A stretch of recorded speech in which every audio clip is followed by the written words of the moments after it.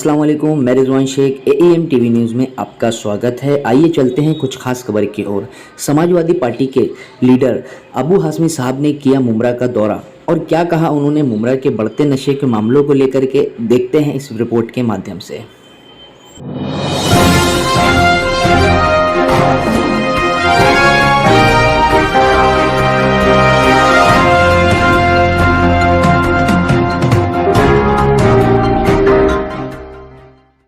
करता हूँ कि आप आए, क्योंकि मैंने सुना इस शहर में किसी की दादागिरी चलती है। कोई समझता है कि प्रेस वाले हों या कोई ऐसा किसी और को साथ देगा तो उसको ठीक कर देंगे। तो मुझे लगता है कि आप सब लोग बहादुर लोग हो और समाजवादी पार्टी की इस प्रेस कॉन्फ्रेंस में आए हो। सबसे पहले मैं कहना चाहता हूँ कि आज जो सरकार चल रही है वो सरकार बीजेपी की नहीं है, और हम जो मदद कर रहे हैं इस सरकार को, चल हमारे पास भले 2 एमएलए हैं, लेकिन हम सिर्फ इसलिए मदद कर रहे हैं कि बीजेपी जैसी पार्टी इस देश में ख़त्म होना चाहिए। हमारी पार्टी छोटी हो जाए चलेगा, लेकिन हम बीजेपी जैसी पार्टी को इस देश में बर्दाश्त नहीं कर सकते। हम जो है सेकुलरिज्म के प्रहरी हैं, लेकिन आज हमें अफसोस है, अच्छी बात नहीं, हम जिस पार्टी को सपोर्ट कर रहे हैं, जिस सरकार को, वो सरकार भी कहीं ना कहीं हमारे साथ नाइंसाफ़ी कर रही है। अगर मैं पूछूं, आज यहाँ के एमएलए से मंत्री, कैबिनेट मिनिस्टर बन गए, और कहते हैं खुदा जब हुस्न देता है नज़ाकत आ ही जाती है, कदम रुक रुक के रखो कदम बल खाई, कमर बल खाई जाती है। बहुत नखरे आ गए, बहुत हाँ बचता रहता है चारों तरफ। माइनॉरिटी डोमिनेटिंग एरिया है, 5% रिजर्वेशन हाउस के अंदर खड़े होकर के कांग्रेस और राष्ट्रवादी समाजवादी पार्टी के साथ खड़े होकर के बार बार 5 साल तक मांगती रही जब बीजेपी की सरकार थी। आज बीजेपी खत्म हो गई, अब हम लोगों ने बीजेपी के खिलाफ गए, हम सब। सरकार आई सेकुलर। जो लोग डिमांड कर रहे थे, जिन्होंने 5% रिजर्वेशन के लिए हाउस के अंदर आवाज उठाई थी, वो आज खामोश क्यों है? रिजर्वेशन क्यों नहीं देती? अभी इनके हाथ में, ये तो अपनी कलम से दे सकते हैं ना, क्योंकि हाईकोर्ट ने कह दिया दे सकते हैं। आज सचिन वाजे नाम का अफसर, जो ख्वाजा यूनुस के कत्ल में मुलविस था, जिसमें 14 अफसरों का नाम था, यही कांग्रेस और एनसीपी, खासतौर से एनसीपी जिसके हाथ में वो मिनिस्ट्री थी, इन्होंने 10 लोगों का नाम निकाल दिया उसमें से, बल्कि केस नहीं चलेगा, क्योंकि मुसलमान का खून था ना, और उन अफसरों को तरक्की देकर उनको नौकरी दिया। 4 बच्चे थे सचिन वाजे। ये सरकार अभी आई फिर से, बीजेपी सरकार में। मुझे फडणवीस जी कहते हैं कि हमारे पास प्रपोजल आया था, लेकिन हमने इसको नहीं लिया। और आज राष्ट्रवादी के होम मिनिस्टर होने के बाद, कांग्रेस एनसीपी की सरकार होने के बाद, उस सचिन वाजे जिस पे ख्वाजा यूनुस के खून का इल्जाम है, कोर्ट में मुकदमा चल रहा है, मुकदमा चलते चलते भी उन्होंने उसको ले लिया। ये नाइंसाफी है कि नहीं है?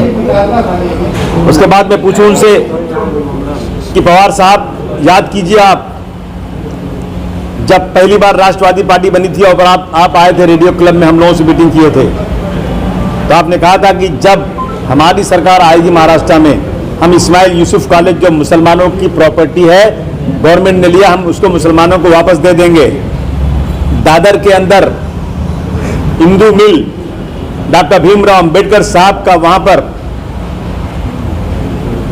उनको दी जा सकती है, लेकिन सरकारी जमीन सैकड़ों करोड़ की, लेकिन जो मुसलमानों के सर इस्माइल यूसुफ के पैसे से खरीदी हुई जमीन थी, जो माइनॉरिटी के लिए बनी थी, वो पूरी जमीन सरकार ने लिया, और आज तक कांग्रेस और एनसीपी ने वादा करने के बाद भी नहीं दिया। मैं मांग करता हूं कि सरकार आपकी आ गई है, अब आप दे दीजिए उसको। हज कमेटी माइनॉरिटी का है कि नहीं है? कौन है चेयरमैन हज कमेटी का? किधर है कमेटी? किधर है? हज कमेटी है ही नहीं। उर्दू एकेडमी, उर्दू भी मुसलमान हो गई है, हालांकि उर्दू तो सबकी जबान है। उर्दू एकेडमी को कितना, 1 करोड़ रुपया, वो भी खर्च नहीं करते। दिल्ली में 15 करोड़, 25 करोड़, आंध्रा में, जम्मू एंड कश्मीर में 50 करोड़, 25 करोड़, और महाराष्ट्र में 1 करोड़, वो भी खर्च नहीं होता। उर्दू एकेडमी का चेयरमैन कौन है? कोई नहीं। जब बनी थी 23 लोग थे, आज ये कोई है नहीं, संभर गए, 2-3 बचे हुए हैं। सारा काम जो है बाहर से करवाते हैं उर्दू अकेडमी का। वहाँ आज़ाद फाइनेंस कॉर्पोरेशन किधर है? किसी को पैसा नहीं मिल रहा है, और जिनको लोन दिया उनसे लोन वसूलने के लिए उनको नोटिसें जा रही हैं। ये हालत चल रही देश के अंदर। मुमरा में 8वीं से बढ़ के स्कूल है क्या? 8वीं से के ऊपर स्कूल, सरकारी स्कूल है ही नहीं। हमारी डिमांड है कि जल्द से जल्द मुमरा में 10वीं तक है, 10वीं तक कुछ स्कूल होगा, 8वीं तक था सबका। टोरिन कंपनी आ गई। अरे भाई, मैं मानता हूं कि गुजराती लोग सब व्यापारी होते हैं, वो राजा नहीं बन सकते। दिल्ली में गुजराती बैठा है, लेकिन यहाँ तो गुजराती नहीं है ना। यहाँ तो राजा लोग बैठे हैं ना, जो सरकारी लोगों की सेवा करने। टोरिन कंपनी क्यों दे दिया यहाँ पर लाकर? सारे माइनॉरिटी इलाके में दे देते हो, टोरिन कंपनी लाकर दे दिया। अब ये जो है मारवाड़ी की तरह पैसे वसूलेगी लोगों से। तो इन चीजों पर मैं सरकार से पूछना चाहता हूं कि आज क्यों ऐसा होता जा रहा है। अस्पताल नहीं,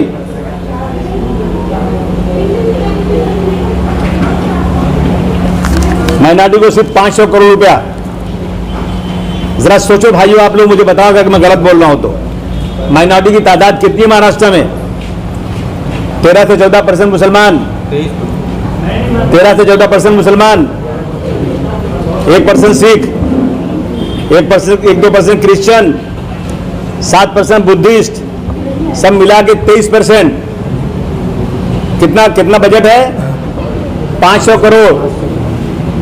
और 22 से 23% SC और ST है। 22-23% माइनॉरिटी, 22-23% SC ST। उनका बजट कितना मालूम है? 12,000 करोड़। कहां राजा भोज, कहां गंगू तेली? यहां 500 करोड़, यहां 12,000 करोड़। और हर मंत्रालय से पैसा अलग से मिलता है उनको। टूरिज्म के नाम पर मंदिरों को पैसे दिए जा रहे हैं, मुझे कोई एतराज नहीं है, जरूर दीजिए, लेकिन टूरिज्म तो हाजी अली पे भी होता है। टूरिज्म तो मखदूम माहिमी दरगाह पर भी हजारों लोग आते हैं बाहर से। इनको क्यों नहीं देते फंड? इनको फंड नहीं। इन चीजों को लेकर मैं बहुत सीरियस हूं, और मैं अपना इलाका मुमरा में आया हूं कि अब की बात समाजवादी पार्टी को मजबूत करूंगा। एक लोगों के घर जा रहा हूं, लोगों को समझा रहा हूं कि समाजवादी पार्टी को मजबूत करना जरूरी है। जिनको हम चुनकर लाते हैं, हमारा वोट लेकर हमसे दादागिरी करते हैं। तो इस मकसद से मैं एक कॉलोनी में जा रहा हूं। आदिल आजमी के नेतृत्व में यहाँ काम हो रहा है और लोगों को जोड़ा जा रहा है। थोड़े दिनों के बाद एक ट्रेनिंग कैंप करूंगा और मुमरा में समाजवादी पार्टी सबसे मजबूत बना के दिखाऊंगा। ये मैंने एक जो है चैलेंज कबूल किया है, और मुझे उम्मीद है कि लोग मेरा साथ देंगे। पूछिए। सर, माइनॉरिटी की आप बात कर रहे हैं सर, बेहतरीन बात की आपने। आपकी दाड़ हमने हाउस में भी सुनी है, विधानसभा में आपकी दाड़ सुनी हमने।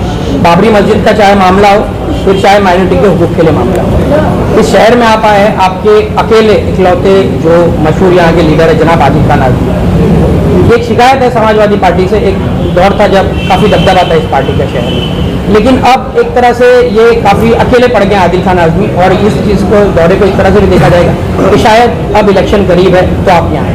क्या जवाब देंगे इस बात का? क्योंकि और भी कई मसले हैं सर, माइनॉरिटीज़ की आप बात कर रहे हैं, लेकिन सर शहर में ड्रॉप आउट्स हद से ज़्यादा, स्कूल की बात की आपने। दूसरी चीज़ नशे को लेकर कोई बात करने को तैयार नहीं है। आखिर ऐसा क्यों सर? नहीं, देखिए ऐसा नहीं है। नशे को लेकर हमने, नशा की बात हमने मुमरा के लिए भी किया है, और मुंबई में बहुत सारे इलाकों को लिए किया है।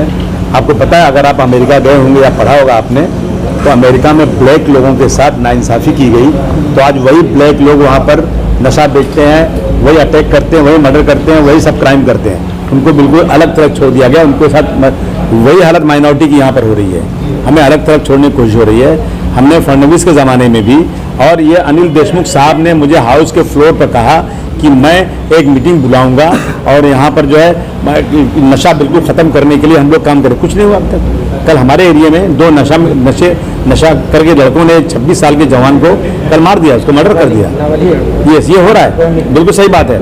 ये सरकारें नाअहल हैं। ये किसको पकड़ रही है? हीरो हीरोइन को लाके चमक दमक दिखाकर उनको पकड़ के खाली दिखा रहे हैं ये कि भाई इनको हम अबे नशा तो कॉलेजों में, स्कूलों में, महलों में चारों तरफ हो रहा है। उनको पकड़ने की ज़रूरत है। बिल्कुल सही बात है। हम लोग अगर आप देखेंगे तो अगर असेंबली के हर सेशन में नशे पर आवाज़ उठाई गई है, और मैंने ये भी कहा है कि मुझे मानखुर शिवाजी नगर के लिए अगर तुम्हारे पास ताकत नहीं है तो मुझे 1 महीना दे दो, अगर मैंने नशा नहीं बंद कर दिया मैं राजनीति से इस्तीफा दे दूंगा, लेकिन मुझे ताकत दो, पुलिस वाली ताकत। मुमरा के लिए क्या किया जा सकता है? वही किया जा सकता है, मुमरा के लिए भी, हर जगह के लिए। होगा कब सर? लेकिन ये तो उसे पूछो ना जो सरकार में, मैं कैसे बताऊं आपको, ये तो जवाब। मतलब सरकार है तभी काम होगा सर? नहीं, बिल्कुल 100%। पुलिस तो कहाँ बात सुनती है, पुलिस तो बात उसी, पुलिस तो जब उसको सरकार फोन करती है ना तो खड़े हो जाते हैं, वो अपने कमरे में खड़े होकर yes sir yes sir yes sir मैं करता हूँ, साले बैठे रहते हैं, बात ही नहीं करते। तो ये हालत है सरकार की वजह से। मतलब इस तरह मजबूत आवाजें उठना चाहिए आपको? बिल्कुल, अब जब आवाजें उठेंगी, आप लोग सब इसको दिखाएंगे, तब उनको घबराहट होगी। मुमरा के जवान, मुमरा के लोग पूछेंगे, उनसे जाकर सवाल करेंगे कि भाई तुम जो है आज सत्ता में बैठे हो, तुमने क्यों नहीं रिजर्वेशन दिया, तुम क्यों नहीं माइनॉरिटी की आवाज उठाते हो। असीम भाई, आपने जो बातें बताई तो इसके बारे में आप सीएम से या जो कॉमन मिनिमम प्रोग्राम है तीनों पार्टी का, ताल्लुक से बात करने वाले कॉमन मिनिमम प्रोग्राम हमको बुलाते नहीं वो लोग, और हम जब मिलते हैं हमेशा बात करते हैं। हमें 50 बार बात किया है। जब हाउस में इन्होंने कहा कि मुझे गर्व है कि बाबरी मस्जिद ने तोड़ा, मैंने कहा तुम्हारी सरकार नहीं है, तुम्हें गर्व है, ये गर्व तो मुझे दे दो कि मैं सरकारी गिरा दूं इस तरह बात करने वालों की। ये कोई मतलब है क्या? जब ये कह दिया सुप्रीम कोर्ट ने कि बाबरी मस्जिद का डिमोलिशन जो था वो गलत था, क्रिमिनल एक्टिविटी थी, उसके बाद भी हमारे सीएम साहब बोल रहे हैं, हमने आवाज उठाई, हम क्या कर सकते हैं? हाँ, हमारे पास इतनी ताकत हो कि सरकार ऐसा काम करे तो हम सरकार की नकेल पकड़ सकें, वही हम नकेल पकड़ने की ताकत ढूंढ रहे हैं। सर, आगामी आरक्षण और SC/ST का जो प्रमोशन रिजर्वेशन का इशू है, उसके बारे में लगातार 3 दिन से मीटिंग चल रही है सीएम की और बाकी मिनिस्टर्स की। तो मुस्लिम रिजर्वेशन को जो हाईकोर्ट ने वैलिड करार दिया था, उसके बाद फिर से नए से कुछ करने का प्लान है क्या? मेरे लाल, आवाज उठाऊं और क्या करूं? अगर सड़क पे उतरता हूं ना तो पुलिस मारती है कि वो अपना लॉकडाउन चल रहा है।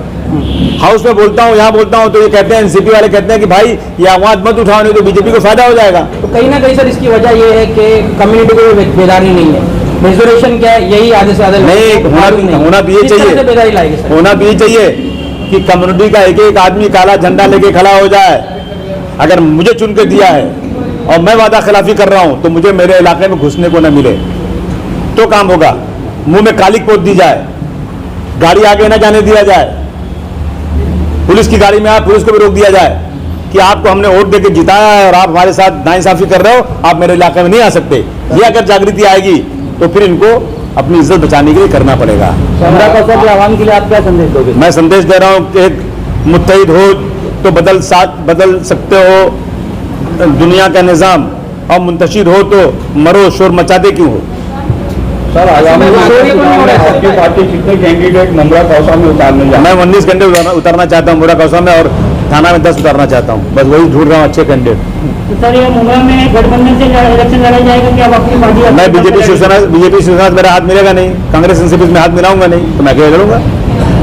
मैं बाकी सब जगह स्टेट में जो महाविकास आघाड़ी की पार्टियां हैं, कांग्रेस, एनसीपी, शिवसेना और आपके समाजवादी और बाकी पार्टी, तो उनके लोकल लेवल में जो सोशल इश्यूज है उनको हेल्प कर रहे हैं। मुमरा में आपका क्या एक्सपीरियंस है?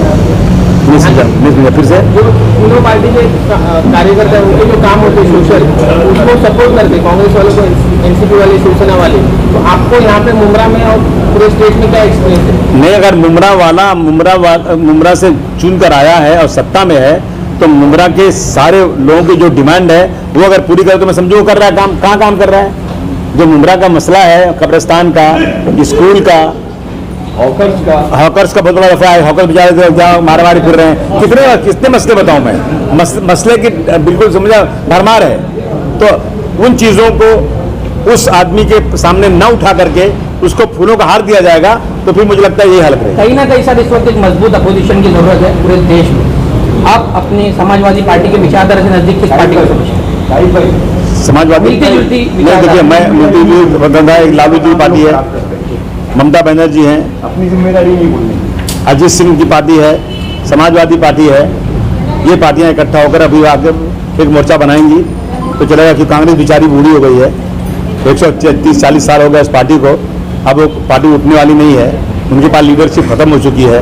वो बेचारे सिर्फ जो है ना पुरानी बातें लेके चल रहे हैं। राहुल गांधी आजकल ट्रेनिंग कैंप में जाकर कुछ ट्रेनिंग में ले रहे, भाषण करने की। अल्लाह करे, ईश्वर करे कि ट्रेनिंग ले रहे हैं अच्छी, कम से कम ऑफिसर में खड़े हो जाएं, वरना अभी तक तो है नहीं। मैं तो अखिलेश जी से निवेदन कर रहा था कि अखिलेश जी आप भारतवर्ष का हर आदमी, हर पांचवा आदमी यूपी का है। आप उत्तर प्रदेश में बहुत अच्छी मजबूत सरकार चला चुके हो, अब आप यूपी से बाहर निकलो और जो क्षेत्रीय पार्टियां अच्छी हैं उनसे हाथ मिला करके बीजेपी का जो है जो सुबह साफ करो। सर मेरा एक सवाल रहेगा आपसे। बोलिए। अभी जैसे आपने बताया कि 19 कैंडिडेट आप मुमरा में उतारने वाले हैं। जी। अगर इस पे आपने जैसे बताया अभी कि जो आपकी पार्टी मुमरा में आती है तो आपका क्या जो रहेगा कि आप से काम करेंगे, जो आपने मुद्दा सब बताया उस पर काम करेंगे? मैंने जिस तरह से गोंडी में काम किया, आप आगे देख लीजिए, कोई एक सड़क कच्ची नहीं है बहुत। जितने स्कूल से सब तोड़ के मैंने 5-5 4-4 माले के स्कूल बनवा दिए। स्कूलों में इंग्लिश मीडियम पढ़ाई कराएंगे, हाई स्कूल तक करेंगे। वहाँ पर गवर्नमेंट के कॉलेजेस और लड़कियों गर्ल्स कॉलेज खोलने की कोशिश होगी। कब्रिस्तान की ज़मीन पूरी मिलना चाहिए उसको। हॉकर्स के लिए हॉकर जोन बनना चाहिए। जो इलेक्ट्रिक का मामला है, बिल्कुल ये टोरेंट को भगा देना चाहिए। यहाँ पर जो सरकार प्रॉफिट कमाने के लिए नहीं बैठी है, सरकार जनता की सेवा के लिए बैठी है। एक आदमी से इतना पैसा मांगोगे दे ही नहीं सकता वो, तो सरकार सब्सिडी दे, उस गरीब की हिमायत करे। इन चीज़ों पर समाजवादी कम करेगी। अच्छा, इससे पहले भी कई वादे ऐसे हो चुके हैं, जैसे अभी आपने मुद्दा उठाया, इससे पहले भी कई वादे ऐसे हो चुके हैं, मगर अब तक मुमरा में कुछ देखने नहीं मिला, ना ऑफर जो निकल मिला। किसकी तरफ से? ये सब जो है नहीं, वादे किसकी तरफ से हुए? सत्ताधारी पार्टी की तरफ से हुए। सत्ताधारी पार्टी के खिलाफ तो खड़ा हूँ ना मैं दो मैं कर दूंगा पूरा। ऐसे में समाजवादी पार्टी में आप लोग अपना पॉलिटिकल करियर शुरू करते हैं लॉन्चिंग पैड के हिसाब से और फिर बाकी पार्टी में जाते हैं। काफ़ी सारे नगर सेवक MLA मतलब नवाब मलिक साहब से लेकर असलम शेख तक का एक्सपीरियंस है, तो इसको मतलब अवॉइड करने के लिए क्या पॉलिसी है? ऐसा है ना कि आज के, मैं उस दिन बोला था, किसी ने मुझे कहा था, आज के कार्यकर्ता देखिए, मेजॉरिटी किसको बोलते हैं? 51%, माइनॉरिटी बोलते हैं 49%। आज के मेजॉरिटी के कार्यकर्ता लोभी हो गए, लालची हो गए हैं। वो सिर्फ ढूंढते हैं कि टिकट कहाँ से मिले और पैसा कहाँ से मिले, इसीलिए ये होता है। मेरे एग्जाम्पल ले लो, जो मेरे चेहरे जो मेरे कदमों में बैठते थे, मंत्री बने बैठे हैं, लेकिन मैं तो वहीं हूँ जहाँ था, वहीं रहूँगा। क्यों गद्दारी क्यों करूँ? जिस पार्टी से हूँ, जो पार्टी का वसूल अच्छा है, भले सत्ता में आऊँ या ना आऊँ, लेकिन लड़ाई लड़ रहा हूँ। तो आज के लोग लालची होने की वजह से लोग भाग के चले जा रहे हैं, और कोई वजह क्या? जो जैसे एक मिसाल देता हूँ कि मैं गांव से एक आदमी लाया मुंबई में कि मेरी दुकान में काम करेगा, लेकिन मेरे सामने वही धंधा करने वाला एक और दूसरा आदमी है। वो देख रहा है कि ये सेल्समैन बड़ा अच्छा है यार, ये इसकी दुकान चल गई, तो मैं उसको दे रहा था 15,000 रुपये महीना, और सामने वाला मैं तुमको 25,000 दूंगा। तो बोला भाई मैं कितना एहसान मानूं तुम्हारा, तो मैं चला उधर। यही हालत है। समाजवादी पार्टी यूपी में मजबूत है, महाराष्ट्र में इतनी मजबूत नहीं है, तो इसलिए लोग भाग जाते हैं। और मैं क्या, MIM आई थी ना, कहाँ गए सब? छोड़ के भाग गए सब, छोड़ भाग रहे हैं। अभी जो बिहार में है ना, वो सब उधर जाकर के बैठे हैं नीतीश के साथ। तो ऐसे ही हो रहा है, छोटी पार्टियों को बड़ी पार्टियां खा जाती हैं। वो जमाना था और कि नेता लोग जो थे ना, बिल्कुल से काम करने के लिए बिल्कुल गरीबी में रह करके बिल्कुल अच्छा ईमानदारी से काम करते थे। लेकिन आज के लोग जो है ना, उन मंत्रियों को अपना कहेंगे जो हमारे मुस्लिम मंत्री मौजूद है कैबिनेट में महाराष्ट्र की, लेकिन जस्ट एज अ शोपीस, क्या मैसेज? मैं उनसे कहूँगा शर्म करो, शर्म करो। जो वादा किया था तो निभाओ, नहीं तो चुल्ली भर पानी में डूब मरो। ठीक है ना मंदिर? ठीक है ना? महाराष्ट्र के माइनॉरिटी सेल के चीफ सर, महाराष्ट्र के माइनॉरिटी सेल के अध्यक्ष गफ्फार मलिक का परसों वो दुनिया से रुखसत हो गए, उनके लिए क्या कहना है? मैं अल्लाह ताला उनको जन्नतुल फिरदौस में आला मकाम दे। मैं जानता हूँ उनको उस वक्त से, जब मैं राजनीति में नहीं था। जब मैं जाता था उस वक्त इस्लाक जिमखाना वाले के पास, तो वो आते थे वहाँ पर कॉलेजेस के लिए, इसके लिए उन्होंने बहुत मेहनत किया।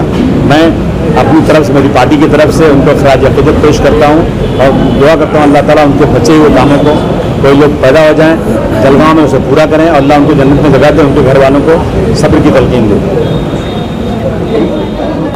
धन्यवाद।